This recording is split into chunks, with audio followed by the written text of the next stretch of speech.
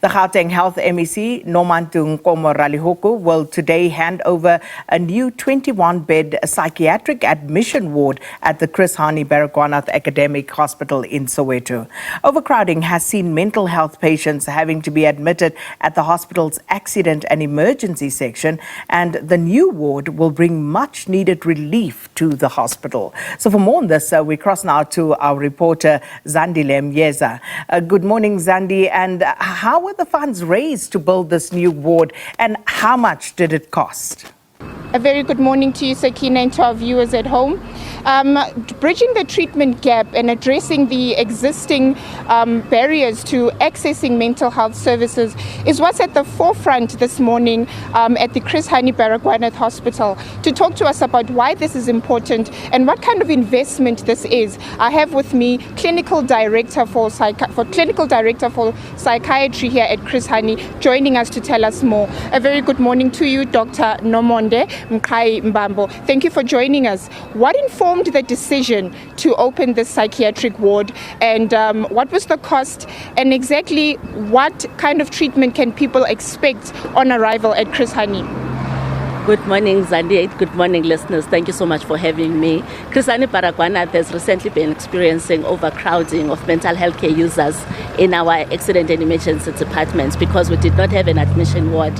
So in response to this year's mental health care day, theme of mental health care is access as a universal rights to all healthcare users. We have therefore created additional capacity in order to assist us as a hospital to give a decent healthcare to our mental health care users. And the kind of treatments that is available, we've got a multidisciplinary team that is going to receive them after they've been assessed by our doctors in the medical emergency unit. And then as our hospital is a referral center and is a specialized center. So those patients primarily will be coming from our clinics and coming from our local hospitals and on reception. And then once they're at admission ward, they will be seen by a multidisciplinary team of psychiatrists, nurses, social workers, psychologists, and occupational therapists. And what kind of an investment was this, Doctor? We received a donation of about more than 3 million from the Islamic Relief Foundation to refurbish an existing building that is more than 100 years. And then we then renovated it in line with the international standards that are compliant with the requirements for a mental health care ward. There's been some sobering lessons for the Gauteng Provincial Health Department following the Life Esidimeni tragedy.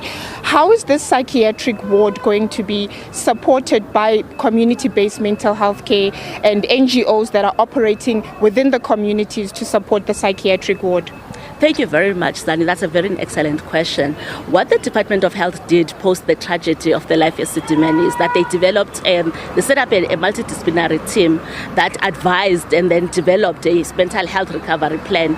And part of that mental health recovery plan constituted us having the community-based care centers and an NGO compliance. So as a hospital, we're actually supporting and working very closely with those specialist teams in ensuring that there's compliance in the NGOs.